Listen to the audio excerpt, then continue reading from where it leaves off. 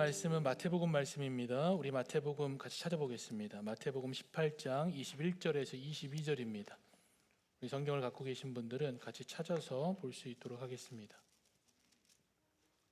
구절이기 때문에 저희가 같이 읽도록 하겠습니다.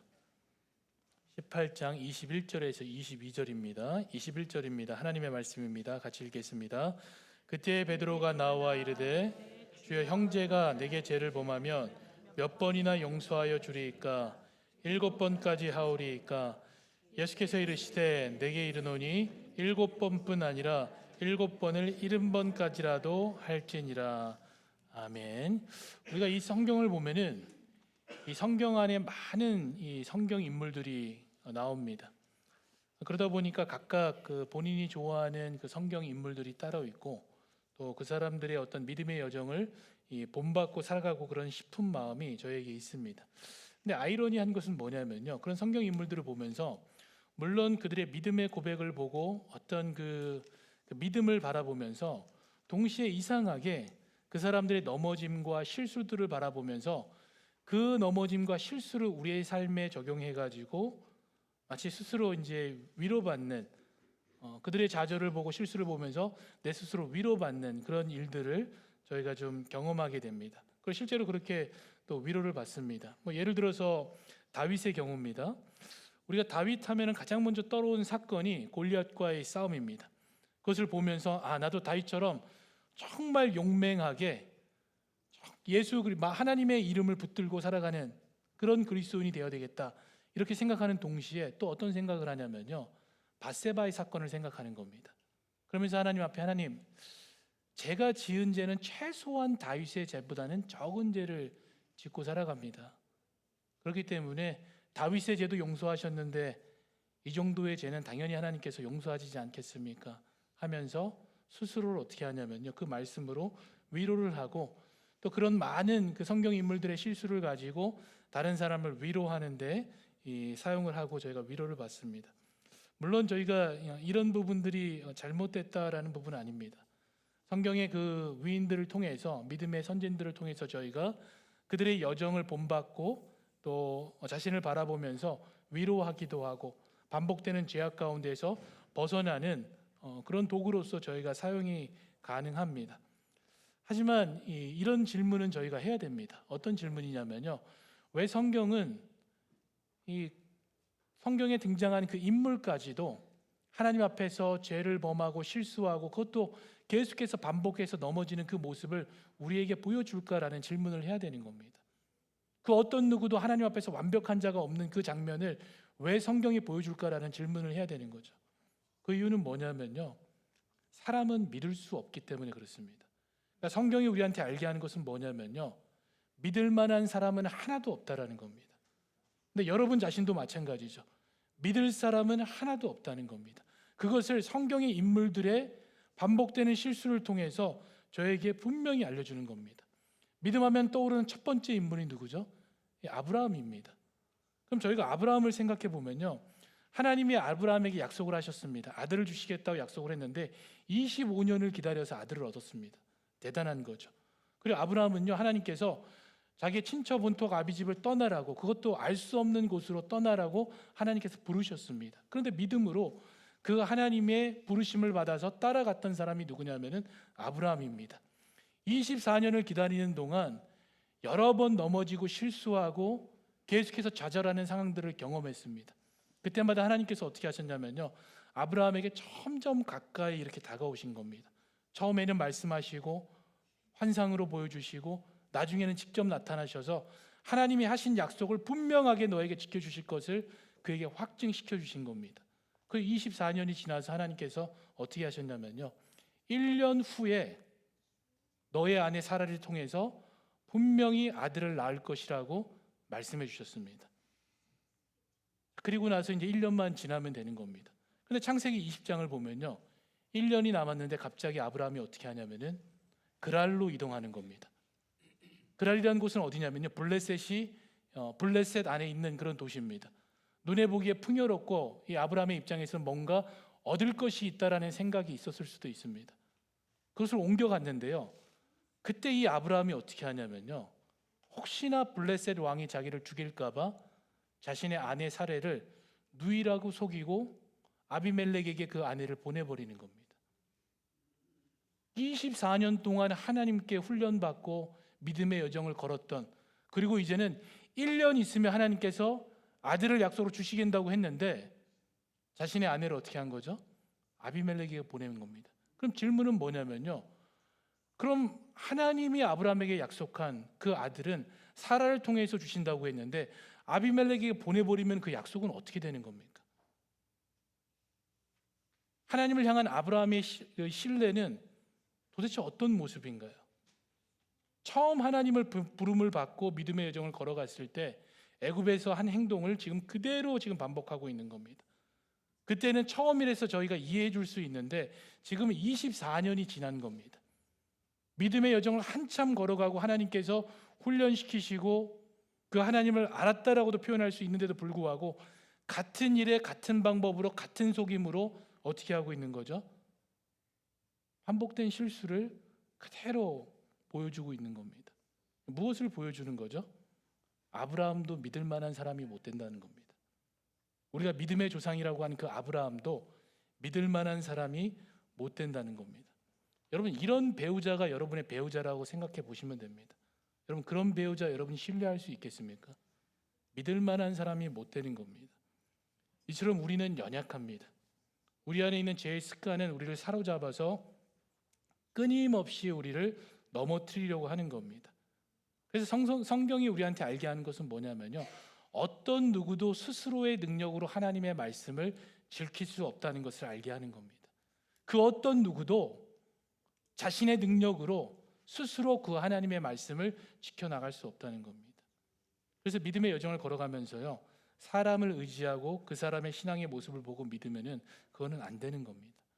성경의 어떤 인물도 여러분의 믿음의 대상이 될 수는 없는 겁니다. 주변에 어떤 신앙이 좋은 사람도 여러분에게 신앙의 본은 될 수 있지만 그 사람이 믿음의 대상이 될 수는 없는 겁니다. 그들을 보면서 여러분이 신앙생활을 하잖아요. 그럼 그 사람이 넘어지는 순간 여러분의 믿음은 산산조각이 나는 겁니다. 왜냐하면 믿음의 대상이 그 사람이 되어 있기 때문에 여러분의 신앙도 당연히 무너져 내릴 수밖에 없는 겁니다. 그래서 성경이 우리한테 보여주는 그림은 뭐냐면요, 동시에 우리의 연약함을 보여주면서 그렇기 때문에 우리가 믿을 유일한 믿음의 대상은 변하지 않으시는 그 하나님밖에 없음을 이 말씀이 우리에게 보여주는 겁니다.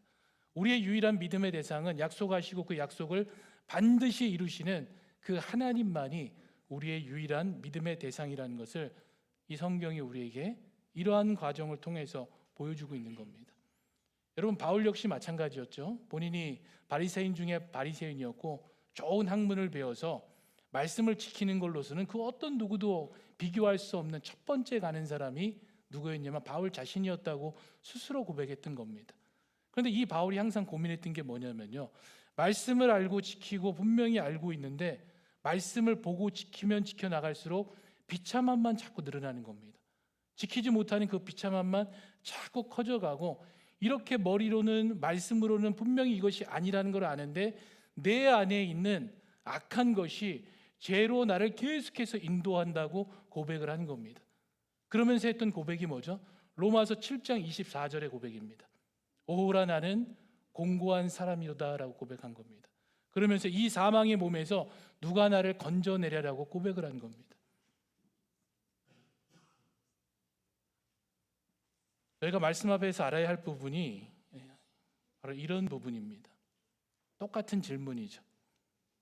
이 비참한 가운데서 이 사망의 봄에서 누가 나를 건져낼까라는 질문이 있어야 되는 겁니다.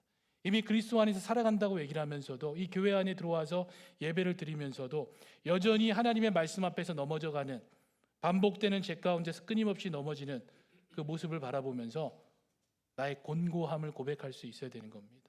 이런 사망의 몸에서 누가 나를 건져낼까?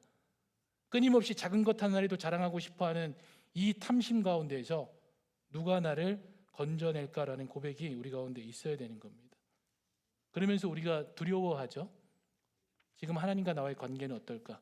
그러면서 이기적인 질문들을 많이 해나갑니다. 이런 나도 천국에 갈 수 있을까? 여러분, 이거는 굉장히 이기적인 질문입니다. 이렇게 하면서도 내가 천국에 갈 수 있을까? 이러한 고백은 굉장히 이기적인 고백이 되어지는 겁니다. 그런데 그 이기적인 고백의 답을 바울이 25절에서 어떻게 주고 있냐면요, 로마서 7장 25절입니다. 이렇게 줍니다. 우리 주 예수 그리스도로 말미암아 하나님께 감사하리로다라고 얘기를 합니다. 바울이 감사할 수 있었던 이유가 뭐냐면요, 예수 그리스도로 말미암아라고 얘기합니다. 말미암아라는 그 단어에서 우리가 짐작할 수 있는 것처럼요, 바울은 무엇을 알았냐면요, 예수 그리스도께서 하신 일을 그가 알고 있었던 겁니다. 그래서 예수 그리스도께서 하신 일로 말미암아 내가 하나님께 감사한다는 겁니다. 그가 비참함 속에 있었을 때 자신에게 참 구원자이신 예수님께서 오셔서 내가 십자가에 달려 죽은 것이 너의 죄값을 위한 것이고 나의 피로 너의 모든 죄가 사함을 얻었고 나의 죽음으로 이제는 그리스도 안에서 너가 하나님과 화목해 되었음을 알게 해주신 겁니다. 그리고 그것이 자신의 삶 가운데, 바울의 삶 가운데 현실이 되었던 겁니다. 그래서 바울이 예수 그리스도로 말미암아 하나님께 감사한다고 고백한 겁니다. 그것이 나의 실제적인 삶 가운데 이루어진 일이기 때문에 감사한다는 거죠. 여러분 마찬가지입니다. 바울에게 일어난 일이 바울에게 일어난 것만이 아니고 지금 여러분 모두에게 일어난 사건입니다. 이미 각자에게 일어난 사건이고 혹시 아직까지 일어났다면 앞으로 일어날 사건이 되는 겁니다. 왜냐하면 바울 역시 우리와 같은 사망의 몸에 있어서 스스로 구원할 능력 자체가 없었던 비참한 존재였기 때문에 그렇습니다. 그리고 여전히 그 비참함 가운데에서 오직 예수 그리스도의 모습만을, 능력만을 구하는 그런 존재이기 때문에 그렇습니다. 그래서 여러분 이런 사람을 뭐라고 표현하냐면요, 죄인이라고 그러는 겁니다. 그래서 하나님 앞에서 이 모두가 죄인의 모습이 되는 겁니다. 여러분 믿음은요, 내가 하나님 앞에서 이런 죄인이라는 사실을 인정하는 데서부터 시작하는 겁니다. 이 사실을 인정했을 때 바울이 했던 똑같은 질문이 나오는 거죠. 이 사망의 몸에서 도대체 누가 나를 건져내랴? 이 질문이 여러분 삶 가운데 있어야 되는 겁니다. 여러분 말씀이 그려주는 하나님과 우리의 관계는 어떤 관계냐면요, 이 결혼 관계입니다.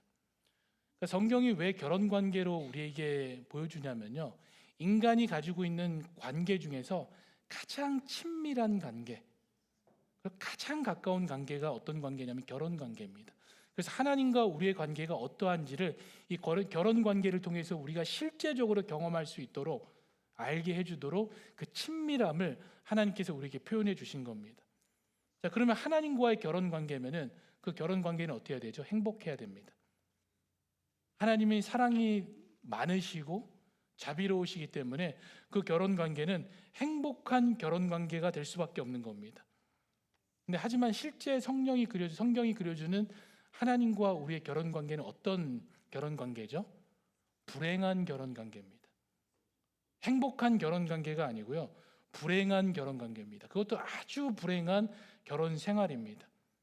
물론 하나님 때문에 불행한 것이 아닙니다. 그럴 수는 없죠. 왜냐하면 하나님은 변하시지 않기 때문에 그의 사랑과 우리를 향한 그 하나님의 모든 자비하심과 마음은 변하지 않기 때문에 하나님 때문에 불행한 것이 아니고요, 여러분 때문에 이 결혼 생활이 아주 불행한 결혼 생활을 하고 있는 겁니다.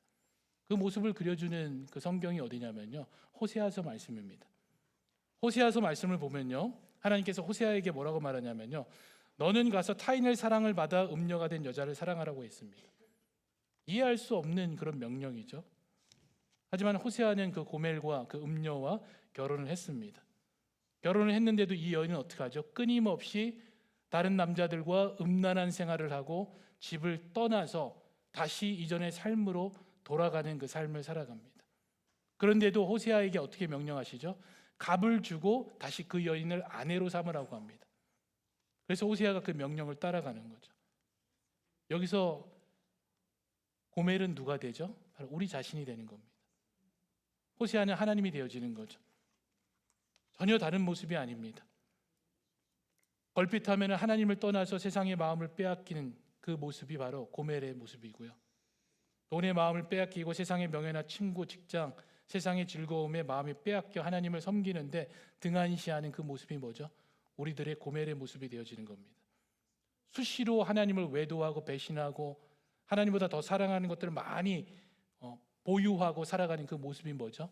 여전히 결혼 관계에 있으면서도 음란한 행동을 하는 그 고멜의 모습이 여전히 거기 남아 있는 겁니다.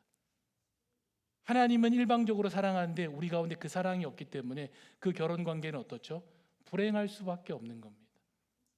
그래서 성경이 그려주는 그 결혼의 관계의 모습은 뭐냐면요, 불행한, 우리로 인해서 아주 불행한 그런 관계가 되어지는 겁니다.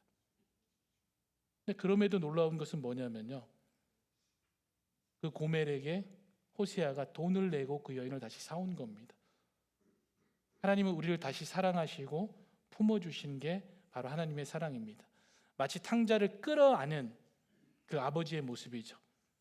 돌아온 그 탕자를 끌어안고 그 죄악을 덮어주시고 다시 그 신분을 회복시키시는 것처럼 하나님께서 우리를 어떻게 하시죠? 끌어안으시고 우리의 죄악을 덮으시고 다시 우리의 위치를 회복시켜 주시는 겁니다. 그것이 우리가 받은 그리스도 안에서 누린 그 하나님의 용서고, 그로 인해서 어떻게 됐죠? 그리스도 안에서 우리가 하나님과 화목해 되어진 겁니다. 그것이 바로 우리를 사랑하시는 그 하나님의 은혜라고 저희가 고백하는 겁니다. 여러분, 이 사실을 알기 때문에 그리스도인은요, 이 은혜 때문에 타인의 실수를 지적하거나 아니면 타인을 판단하는 그 삶을 살아가는 사람들이 아닙니다. 하나님은요, 우리를 이 사랑을 경험하게 하셔서 우리가 속한 모든 공동체 가운데 하나님의 사명자로서 그곳을 화평케 하고 화목케 하는 도구로 우리를 보내신 겁니다. 그래서 내가 있는 곳에는 하나님께 받은 그 용서죠, 그 용서가 그 공동체 가운데 나타나야 되는 겁니다. 그리고 그 화해가 그 가운데 있어야 되는 겁니다. 그래서 결과적으로는 그 공동체가, 그 관계가 화목해 되어져야 되는 겁니다. 여러분, 사람이 속한 모든 관계는 어떻죠? 갈등이 있을 수밖에 없습니다. 우리는 환상에서 빨리 빠져나와야 되는 겁니다. 갈등이 없는 관계를 원하는데요, 그거는 우리가 가지고 있는 큰 잘못된 착각입니다. 모든 사람의 관계는 뭐가 있냐면요, 갈등이 있을 수밖에 없습니다. 그렇다면 그 갈등 가운데 저희가 고민해야 될 것은 뭐냐면요, 누가 그랬나? 아니면은 그 갈등을 지적하는 게 아니고요, 그럼 있을 그 갈등 가운데, 그리고 있는 그 갈등 가운데 예수 그리스도의 용서하심이 어떻게 그 공간 가운데서 나타날지에 대한 고민을 우리가 해야 되는 겁니다. 어떻게 하면 이것을 화해하고 용서하고 화목케 할 수 있느냐, 회복하느냐에 우리의 모든 마음이 집중되어져야 되는 겁니다. 그게 그리스도인의 역할이 되어지는 거죠. 여러분, 회복하는 과정에서 가장 중요한 요소가 뭐냐면요, 이 용서입니다. 그래서 용서는 관계를 회복하는 그 첫 시작이 용서가 되는 겁니다. 예수님께서 용서를 가르치시는데요, 다소 조금 비현실적인 방법으로 용서하라고 저에게 가르치시는 겁니다. 이 베드로를 보면 굉장히 베드로가 큰 마음을 먹고 예수님께 찾아가서 예수님, 7번 정도 용서하면 되겠습니까? 라고 질문을 한 겁니다. 여러분, 이 숫자적인 의미는 그 당시 유대인들의 어떤 그 습성, 그 환경을, 문화를 저희가 이해하면은 이 베드로가 어떤 마음으로 예수님께 이렇게 7번이나 용서하면 되겠습니까? 라고 한지를 저희가 이해하게 됩니다. 여러분, 당시 유대인들은 자신들의 종교적 그 책무들, 의무들이죠, 그거를 산술화하는 걸 굉장히 좋아했습니다. 수치화하는 것을 굉장히 좋아하는 습성들이 그들에게 있었습니다. 그래서 어떤 성경 외경에 보면요, 뭐라고 표현되어 있냐면은 범죄한 이웃을 2번 용서하라고 되어 있습니다. 그리고 랍비들은요, 뭐라고 가르쳤냐면은 이웃이 범죄했을 때 3번까지만 용서하라고 가르친 겁니다. 자, 그러면은 베드로는 그 상황을 모두 알고 있는 사람입니다. 그럼 2번, 3번보다 많은 게 뭐죠? 7번입니다. 그리고 또 7이라는 숫자는 당시 유대인들에게 어떤 게 있냐면 완벽함과 거룩함의 의미를 갖고 있는 겁니다. 그러면서 예수님 앞에 당당하게 서서 아주 관대한 자신의 마음을 자랑하는 그 마음으로 아주 그런 자랑스러운 마음을 가지고 찾아가서 물은 게 뭐죠? 예수님, 이렇게 제가 7번이나 용서하면 되겠습니까? 이 정도면 완벽한 용서라는 것을 이 베드로는 표현한 겁니다. 그때 예수님께서 그 호기로움, 그 관대함을 완전히 무너뜨리는 답변을 해주신 겁니다. 그 답변이 뭐냐면요, 7번뿐 아니라 7번을 70번까지 용서하라고 말씀하셨습니다. 어마어마한 거죠. 계산해 보면 몇 번이냐면요, 490번입니다. 여기서 용서하라고 사용된 단어가 아페소라는 단어입니다. 이 아페소라는 단어는 어떤 의미를 갖고 있냐면요, 용서하는 사람과 관련된 그 모든 범죄입니다. 그 범죄를 그 형제로부터 먼 곳으로 보내다라는 의미를 갖고 있습니다. 그 두 번째는요, 그 죄악에 대해서 기억하지 않는다는 겁니다. 세 번째는 뭐냐면요, 그 사람이 자백하든 하지 않든 그 죄악에 대해서 기억하지 않고 용서한다는 겁니다. 이 단어가 여기서 사용된 아페소라는 단어입니다. 그리고 490번이라는 건 490번을 용서하는 게 아니라 끊임없이 지속적으로 용서하라는 겁니다. 그러면 그 용서하자는 의미하고 숫자를 결합해서 보면요, 끊임없이 아페소적인 용서함으로 용서하라는 겁니다. 기억하지 않고 그 죄를 그 형제로부터 멀리 두고 용서하지 않더라도, 자백하지 않더라도 그 사람을 어떻게 하라는 거죠? 용서하라는 겁니다. 끊임없이 용서하는, 이와 같은 용서를 하라는 아주 강력한 용서의 요구가 되어지는 겁니다. 왜냐하면요, 우리가 받은 용서가 이런 용서이기 때문에 그렇습니다. 아무것도 묻지 않고 용서하셨고, 지속적으로 끊임없이 하나님께서 우리를 용서하시고, 그리고 우리의 죄악을 아주 멀리, 마치 동에서 서가 먼 것처럼 멀리 보내시는 분이 누구죠? 하나님의 용서기 때문에 이렇게 하라는 겁니다. 뿐만 아니라 동일한 숫자가 창세기에도 기록됩니다. 예수님의 의미에는 이 의미도 있는데요, 창세기 말씀을 보면요, 이 창세기 4장 24절입니다. 가인을 위하여 벌이 7배일진데 라멕을 위하여서는 벌이 77배이니라라고 했다라고 되어 있습니다. 비슷한 숫자가 반복되어지는 거죠. 이거는 뭐에 대한 거냐면요, 복수에 대한 겁니다. 이렇게 복수한다는 거죠. 그러면 예수님의 용서는 뭐냐면요, 이 복수를 뛰어넘는 용서가 되어지는 겁니다. 이 복수를 뛰어넘는 그 마음을 가지고 끊임없이 형제를 용서하는 그 삶을 살아가라는 겁니다. 근데 여러분, 우리는 어떤 마음을 갖고 있죠? 신약은 안 보고 그냥 구약에 복수하는 그 마음만 갖겠습니다. 저 사람이 나한테 칼을 꽂았는데 내 마음에, 내 등에 칼을 꽂고 배신한 사람인데 어떻게 용서합니까? 그냥 구약의 말씀대로 복수만 하며 살고 갔으면 좋겠습니다. 근데 여러분, 예수님의 용서를 생각하면요, 우리가 예수님의 가슴에 뭐를 꽂은 거죠? 칼을 꽂고 그 팔에 우리가 이 칼을 꽂은 사람이 되는 겁니다. 끊임없이 외도하고 배신한 사람이 누구냐면요, 우리가 되는 겁니다. 그래서 그 복수를 뛰어넘는 그 용서를 하라고 하신 겁니다. 그럼 이 개념을 이해한 상태에서 예수님께서 사람을 사랑하는데 누구까지 사랑하라고 하셨죠? 원수까지 사랑하시라고 한 겁니다. 이 용서를 이해하면은 그 원수를 사랑할 수밖에 없는 겁니다. 복수를 뛰어넘는 그 사랑을 가지고 사랑하기 때문에, 이 용서가 동반되기 때문에 사랑하는 그 삶을 살아갈 수밖에 없는 거죠.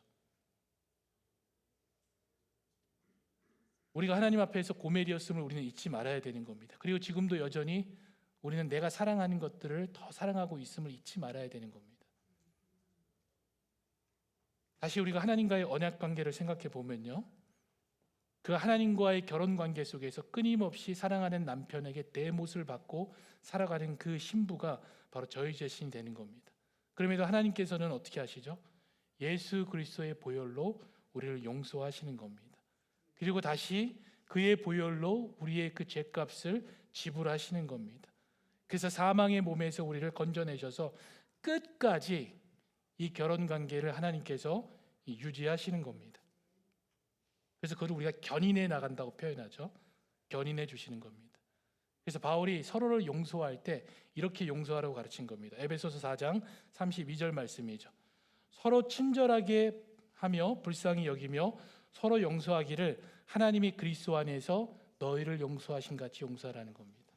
하나님이 우리를 용서한 것처럼 너희를 용서하라는 거죠. 여러분, 구약의 피의 제사의 목적이 어디 있을까요? 그냥 단지 우리가 거룩하게 된다, 이 목적이 있을까요? 그렇지 않습니다. 하나님께서 구약의 피의 제사를 통해서 이스라엘 백성들한테 무엇을 말하신 거냐면요, 내가 너를 용서하겠다는 것을 알게 하시는 겁니다. 용서하시겠다고 선언하신 게 바로 이 피의 제사가 되어지는 겁니다. 그래서 그런 자들을 하나님께서 용서하시겠다는 겁니다. 그래서 우리가 분명히 알아야 할 것은 뭐냐면요, 용서는요, 타인을 위한 것이 아니라는 겁니다. 용서는 용서하는 자를 위한 것이 되어집니다. 왜냐하면 용서하는 순간 우리는 나를 용서하신 그 하나님의 마음을 경험하게 됩니다. 여러분이 용서하지 않으면은 나를 용서하신 그 하나님의 마음이 이해가 되지 않습니다. 근데 우리가 정말 그 복수심을 품었던 그 사람까지도 용서하는 그 마음이 우리 가운데 있었을 때 나를 용서하시고 그 아들을 죽게 하신 그 하나님의 사랑이 그 가운데에서 누려지게 되어지는 겁니다. 뿐만 아니라 우리가 생각해 볼 때 용서하지 않을 때 우리의 마음은 어떻죠? 그 사람에 대한 어떤 마음을 갖게 되죠? 시기, 질투, 미움, 그리고 죽이고 싶은 마음, 이 모든 마음을 우리가 갖게 되는 겁니다. 그 마음이 뭐냐면요, 완악한 마음입니다. 이 완악한 마음은요, 사무엘상에서 뭐라고 표현했냐면요, 우상에게 우상을 섬기는 것과 같다고 표현했습니다. 그 완악한 마음이죠. 그리고 이 완악한 마음은 예수님의 비유로 표현하면 뭐죠? 길가에 떨어지는 씨앗이 되는 겁니다. 사람이 많이 왕래해서 단단해졌기 때문에 씨앗이 뿌려져도 그 가운데 심겨지지 않고 공중의 새가 와서 그것을 걷어가는 겁니다. 그래서 말씀이 들어가지 않는 겁니다. 그게 바로 완악한 마음이죠. 근데 용서하면 어떻게 되죠? 이 완악한 마음이 온유한 마음이 되어지는 겁니다. 그 온유한 마음에 하나님의 말씀에 씨앗이 뿌려지면은 그 가운데 30배, 60배, 100배 열매 맞는 그 기쁨을 우리가 누리게 되는 겁니다. 그리고 또 용서하면요, 또 어떻게 되냐면요, 이 마음이 온유해졌기 때문에 화목해 되어지는 그 관계 가운데에서 마땅히 누려야 될 그 자유함을 누리게 되어지는 겁니다. 우리를 얽매고 있던 그 나쁜 마음들이죠. 거기서 해방되었기 때문에 우리가 뭘 누리게 되는 거죠? 자유함의 기쁨을 누리며 살아가게 되는 겁니다. 구원받은 자가 마땅히 누릴 그 기쁨을 이 용서를 통해서 우리가 누리며 살아가는 그 즐거움을 누리게 되어지는 겁니다. 그럼 이 용서는 누구를 위한 거죠? 용서하는 사람을 위한 겁니다. 그래서 용서하는 사람들은 그 기쁨 가운데서 살아가기 때문에 예수님께서 뭐라고 표현한 거냐면요, 70번씩 7번도 용서하라고 하시는 겁니다. 끊임없이 지속적으로 그 기쁨 가운데 살아가면서 그 천국의 기쁨이죠, 화목해 되어지는 그 삶의 그 평안을 누리며 살아가라고 예수님께서 77번이든 70번씩 용서하며 살아가라고 얘기를 하는 겁니다. 여러분의 관계 속에서 이런 하나님의 용서가 이루어지는 그 축복이 있기를 원합니다. 그래서 여러분이 있는 모든 공간이 그 하나님이 여러분을 용서하신 그 용서가 이루어짐으로 그 공간 가운데 마땅히 누려야 될 그 화목해됨이 여러분을 통해서 누려지는 이 축복이 있기를 축원합니다. 우리가 기도하겠습니다. 하나님 감사합니다. 우리 가운데 이러한 용서가 있기를 원합니다. 먼저 하나님, 내가 어떠한 자였는지를 분명히 기억하게 하시고 용서받은 자임을 알게 하여 주시옵소서. 그리고 그리스도의 사랑으로 용서함으로 나를 용서하신 그 하나님의 마음을 겪게 하시고 우리 마음에 지고 있던 모든 짐들을 내려놓고 이제는 온유함으로 하나님의 성품을 닮은 자로 살아갈 수 있는 이 축복 또한 허락하여 주시옵소서. 또한 그런 삶 가운데 마땅히 누려야 될 그 화평과 그 화목함들, 그 자유를 통해 누리는 그 기쁨들을 누리며 살아갈 수 있도록 주여 인도하여 주시옵소서. 하나님, 이 삶이 우리의 실제적인 삶이 되도록 성령께서 일하여 주시옵소서. 감사를 드리옵고 우리 주 예수 그리스도의 이름으로 기도드립니다. 아멘.